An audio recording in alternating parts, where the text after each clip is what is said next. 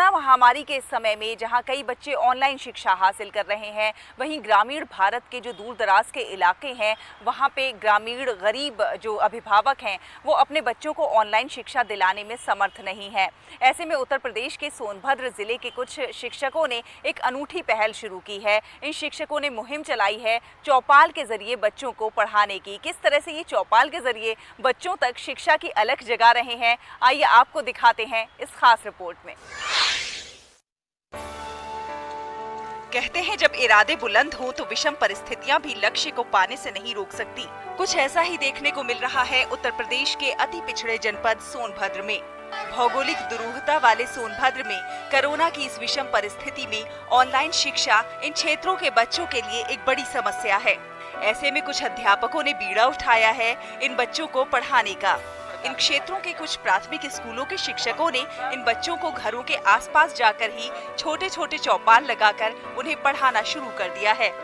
जिन क्षेत्रों में नेटवर्क नहीं है, मोबाइल नेटवर्क, उन क्षेत्रों के अध्यापकों ने एक अभिनव प्रयास किया है, बेहतर प्रयास किया है। वहाँ पे दूर क्षेत्रों में वो एक कैंप स्कूल का कांसेप्ट लेकर चल रहे हैं और वहाँ पे बच्चों को समूह में 10, 15, 20 बच्चों को इकट्ठा करके पेड़ के नीचे या कहीं भी सोशल डिस्टेंसिंग का पालन करते हुए पठन पाठन कर रहे हैं। बेहतर है और हमारा पठन पाठन का जो उद्देश्य है वो भी पूरा हो रहा है।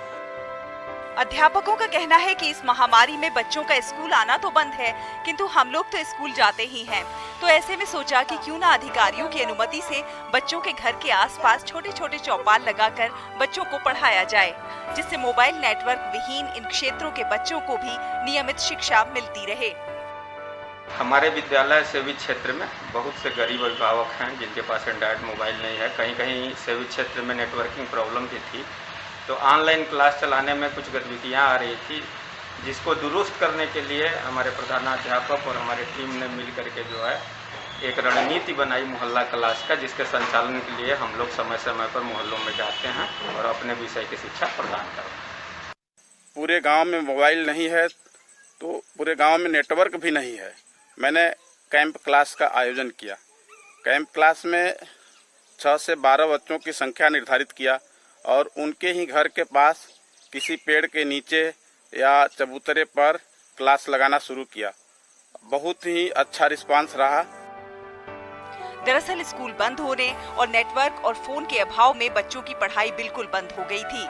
ये अध्यापक बच्चों के अभिभावकों से संपर्क कर गांव के अलग अलग टोलों में जाते हैं और किसी भी पेड़ के नीचे या फिर चबूतरे पर 10 से 12 बच्चों को एक निश्चित दूरी पर बैठाकर पढ़ाना शुरू कर देते हैं। हमारे पास मोबाइल नहीं है। कैंप क्लास शुरू होने से हमारी पढ़ाई शुरू हो गई है। हमें बहुत प्रसन्नता है। कैंप क्लास में हम रीड एलन से पढ़ते हैं, जो बहुत अच्छा लगता है। सबके पास एंड्रॉइड मोबाइल न रहने की वजह से हर कोई पढ़ नहीं पा रहा है, इसलिए वो आते हैं तो पढ़ाते हैं 6-7 लड़कों को बैठा करके ग्रुप वाइज। इससे बच्चे भी कुछ शिक्षित हो रहे हैं। निश्चित तौर पर इन अध्यापकों का योगदान सराहनीय है, क्योंकि सरकार की मंशा के अनुरूप सीमित संसाधनों में भी अति पिछड़े क्षेत्रों के इन बच्चों को शिक्षा प्रदान करना हमारी नैतिक जिम्मेदारी भी है, जिसे हमारे अध्यापक बखूबी पूरा कर रहे हैं। सोनभद्र से सुनील तिवारी की रिपोर्ट, डीडी न्यूज।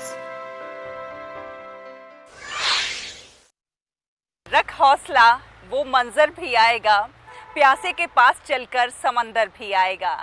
जी हाँ, है ना कितनी खास पहल सोनभद्र के इन शिक्षकों की, जो कि खुद चलकर इन बच्चों के मोहल्लों में जाते हैं, 10 से 12 बच्चों को इकट्ठा करते हैं, निश्चित दूरी बनाकर उन्हें पढ़ा रहे हैं और शिक्षा की अलख जगा रहे हैं।